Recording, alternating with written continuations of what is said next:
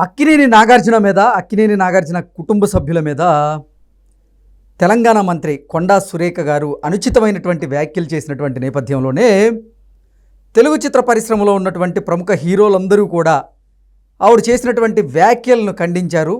అలాగే నాగార్జున గారు కూడా కొండా సురేఖ గారు చేసినటువంటి అనుచితమైనటువంటి వ్యాఖ్యలను ఖండించి ఆవిడ తన వ్యాఖ్యలను ఉపసంహరించుకోవాలి అంటూ ఆయన డిమాండ్ చేశారు.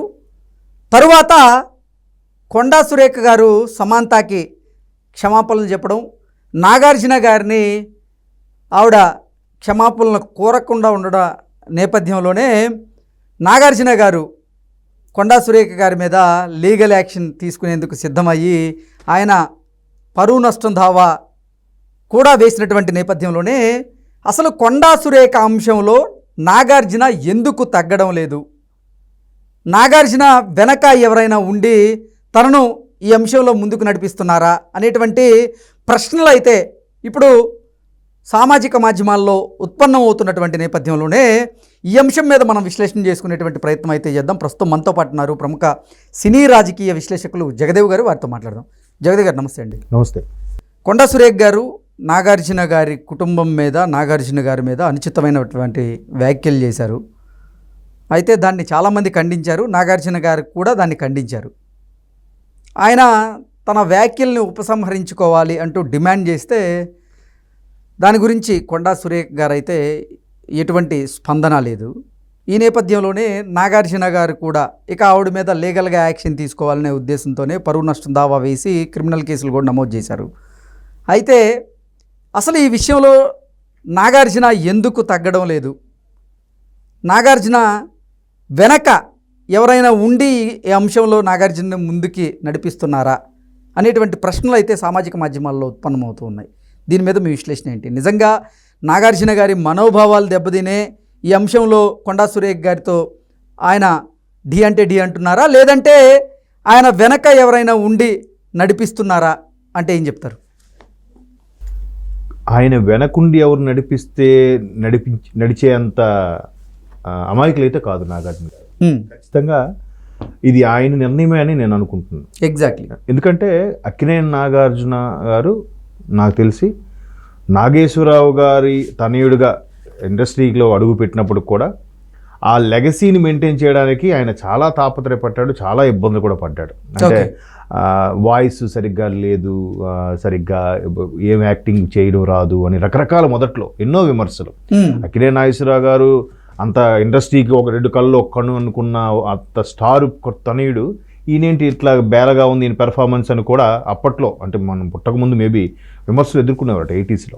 బట్ అట్లాంటి ఆయన చాలా స్ట్రగుల్ అయ్యి అన్నమయ్య లాంటి సినిమాలతో ప్రతి విమర్శకులు కూడా మెప్పించే స్థాయికి ఎదిగాడు ఆయన. ఎదగడమే కాకుండా ఎవరితో కూడా విభేదాలు లేకుండా, ఏ ఇండస్ట్రీతో కూడా కానీ, ఏ ప్రొడ్యూస్తో కానీ, ఏ అగ్ర హీరోలతో కూడా కానీ, తన తోటి అగ్ర హీరోలతో కూడా కానీ ఎక్కడ ఏ పొరపచ్చాలు లేకుండా సామరస్యంగా ఫ్రెండ్లీగా వెళ్ళిపోయే నేచరే తప్ప ఎటువంటి ఇబ్బందులు పడి గొడవలు పెట్టుకునే మనస్తత్వం అయితే ఇప్పుడు ఇంతవరకు మనం చూడలేదు ఏ వివాదాల్లో కూడా.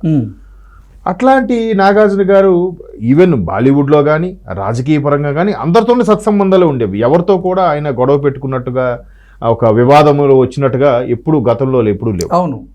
అప్పట్లో ఒక మన దగ్గర ఉండే ఒక తెలుగు ఛానల్, ఎంటర్టైన్మెంట్ ఛానల్ కూడా, పేరు చెప్పను మళ్ళీ ఇష్యూ అవ్వచ్చేమో, ఆ ఎంటర్టైన్మెంట్ ఛానల్ కూడా ఆ ఎంటర్టైన్మెంట్ ఛానల్లో భాగస్వామ్యంగా ఉండే ఒకప్పటి ప్రభుత్వము ఆ నాగార్జున గారి అన్నపూర్ణ స్టూడియోస్ మీద కన్ను వేసింది.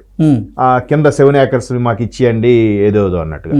సో అప్పుడు కూడా ఆయన సిన్సియర్గా ఫైట్ చేశాడు. ఇది లీజుకు తీసుకున్నది 99 సంవత్సరాలకి ప్రభుత్వం నుంచి, దానికి సంబంధించిన అన్నీ ఉన్నాయి, దీన్ని ఇంటర్నేషనల్ స్థాయికి తీసుకెళ్లాలని నా తపన, దీనికి ఇవ్వడం కుదరదని చెప్పాడు. ఇంకా నాగార్జున గారి మీద, అన్నపూర్ణ స్టూడియోస్ మీద వాళ్ళు కూడా ఆ ఛానల్ వాళ్ళు ఒక న్యూస్ ఛానల్ పెట్టి మరీ ఆయన మీద వరుసగా వార్తలు రుద్దడం స్టార్ట్ చేశారు. అప్పటికి ఈయన చూశాడు. తర్వాత ఎక్కడైతే ఆ ఛానల్ హెడ్ మెయిన్ నోయిడానో ఎక్కడ ఉంది అక్కడ వాళ్ళ పెద్ద హెడ్స్ని కలిసి వివరించి ఇలా ఉంది పరిస్థితి, మీ లోకల్గా తీసుకున్న ఎవరైతే లీజుకు తీసుకుంటారో వాళ్ళు ఇలా ఉందంటే వెంటనే ఆ మెయిన్ ఛానల్ వాళ్ళు వచ్చి ఈ ఛానల్ని మూసేశారు. ఇట్లా అంటే అంత ఇన్ఫ్లుయెన్స్ ఉంది, అంత కెపాసిటీ కూడా ఉంది నాగార్జున గారికి. ఈవెన్ సెంట్రల్లో కానీ, రాజకీయ పరంగా కానీ, సినిమా పరంగా కానీ చాలా మంచి సత్సంబంధాలు ఉన్నాయి. సో అట్లాంటి నాగార్జున గారు ఇప్పుడు ఏదైతే సురేఖ గారు కింద కేసు వేశారంటున్నారో, పరువు నష్ట దావా సుమారుగా ఎన్నో కోట్లకు వేశారని కూడా వార్తలు వస్తున్నాయి. దీని వెనక ఎవరు ఉంటారని నేను అనుకోవట్లేదు. అంటే జనరల్గా ఎగ్జాక్ట్లీ అందరూ కూడా ఇప్పుడు అంటే నాగార్జున గారి మనోభావాలు దెబ్బతిన్నాయి, నాగార్జున గారి వ్యక్తిత్వాన్ని హననం చేస్తూ ఆ మంత్రి అనుచితమైనటువంటి వ్యాఖ్యలు చేసిన నేపథ్యంలోనే నాగార్జున గారి హర్ట్ అయ్యే ఆవిడ మీద డి అంటే డి అంటున్నారు, ఫైట్ చేసేందుకు సిద్ధమయ్యారు అనేటువంటి భావన అయితే అందరిలో ఉంది. కానీ కొంతమంది మాత్రం పనిగట్టుకొని మరి నాగార్జున గారు ఇప్పుడు తెలంగాణ ప్రభుత్వంతో, అలాగే తెలంగాణ మంత్రి అయినటువంటి కొండా సురేఖ గారితో డి అంటే డి అనేందుకు కారణం నాగార్జున గారి వెనక 2 పార్టీలు ఉన్నాయి అని పెద్ద ఎత్తున ప్రచారం కూడా చేస్తూ ఉన్నారు. సోషల్ మీడియా మాధ్యమాల్లో కూడా ఇదే ప్రశ్నలు లేవనెత్తుతూ ఉన్నారు. అంటే ఆంధ్రప్రదేశ్ నుంచి వైసీపీకి చెందిన వారు కొంతమంది నాగార్జున వెనకుండి ఈ అంశంలో నాగార్జున గారిని నడిపిస్తున్నారని, తెలంగాణలో బీఆర్ఎస్కి చెందిన వారు కొంతమంది నాగార్జున గారి వెనకుండి నాగార్జున గారిని ఈ అంశంలో ముందుకు నడిపిస్తున్నారు అనేటువంటి ప్రశ్నలు వారు లేవనెత్తుతూ ఉన్నారు. ప్రచారం కూడా అలాగే జరుగుతుంది. మీరు అన్నట్టు ప్రచారం కూడా అలాగే వినిపిస్తుంది. ఎందుకంటే ఎన్ కన్వెన్షన్ ఎప్పుడైతే కూల్చివేశారో, ఆ ఎన్ కన్వెన్షన్ సంబంధించి కోర్టులో పిటిషన్ పెట్టినప్పుడు కూడా అది వచ్చేలోపు ఇక్కడ కూలగొట్టేశారు. సో మేబీ దాంతో కసిగా దాని మీద కక్షతోనే ఈయన కాంగ్రెస్ ప్రభుత్వానికి ఢీ కొట్టడానికి రెడీ అయ్యాడన్నట్టు కూడా వార్తలు వినిపిస్తున్నాయి. దాని వెనక ఖచ్చితంగా బీఆర్ఎస్ ఉంది, అలాగే వైసీపీఓ కూడా కొన్ని హస్తాలు, కొన్ని చేతులు కలిసాయి అన్నట్టు కూడా నేను విన్నాను ఆ వార్త. ఎందుకు అటువంటి వార్తలను సృష్టిస్తూ ఉన్నారు? నిజంగా ఆ వార్తల్లో వాస్తవం ఉందా అంటే ఏం చెప్తారు? వైసీపీది మాత్రం క్వశ్చన్ మార్క్ అండి. ఎందుకు క్వశ్చన్ మార్క్ అని అంటే, ఇక్కడ ప్రస్తుతం ప్రభుత్వం లేదు, పైగా ఇప్పుడు అది వాళ్ళ పార్టీని కాపాడుకోవడానికి, వాళ్ళ పార్టీ మనుగడ కోసం వాళ్ళు తాపత్రయపడుతున్నారు కాబట్టి ఇక్కడ కలిపే ప్రసక్తి లేదు. అయితే ఎందుకు ఈ ప్రస్తావన వచ్చిందంటే, గతంలో జగన్మోహన్ రెడ్డి గారి ప్రభుత్వం నడిచినప్పుడు ఎలా ఉందనంటే, జగన్మోహన్ రెడ్డి గారి ప్రభుత్వంకే బాగానే ఉందిగా అన్నట్టు కూడా నాగార్జున గారు ఒక సందర్భంలో స్టేట్మెంట్ ఇచ్చారు. ఇకపోతే బీఆర్ఎస్ ఎందుకు ఉంది అని అన్నారనంటే, ఇప్పుడు ఈ సురేఖ గారు అనుచిత వ్యాఖ్యలు దారుణంగా మాట్లాడారు, నిజంగా దారుణంగా మాట్లాడారు. ఏవైతే ఉన్నాయి వ్యాఖ్యలు, అది ఖచ్చితంగా బీఆర్ఎస్ ని టార్గెట్ చేయడానికే నేను ఇక్కడ నాగార్జున కుటుంబాన్ని వాడాను తప్ప నాకు వేరే ఉద్దేశం లేదు అన్నట్టుగా ఆవిడ కవర్ చేసి చెప్పుకునే ప్రయత్నం చేశారు.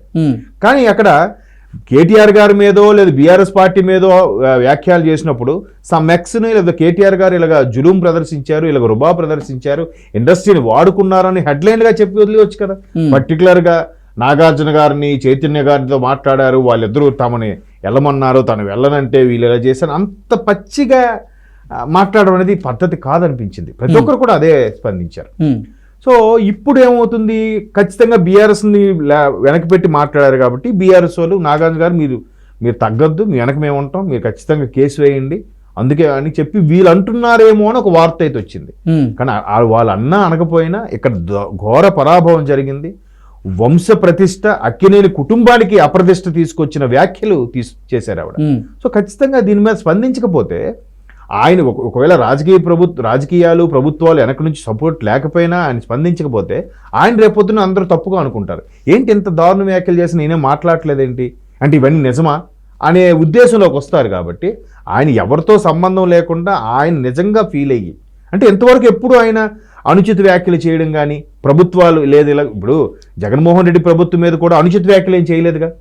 ఆయన ప్రభుత్వం బాగానే ఉందండి, ఓకే అంతే ఆయన అభిప్రాయం, అంతే అది ఆయన అభిప్రాయం, దాంట్లో తప్పు పట్టలేదు కదా.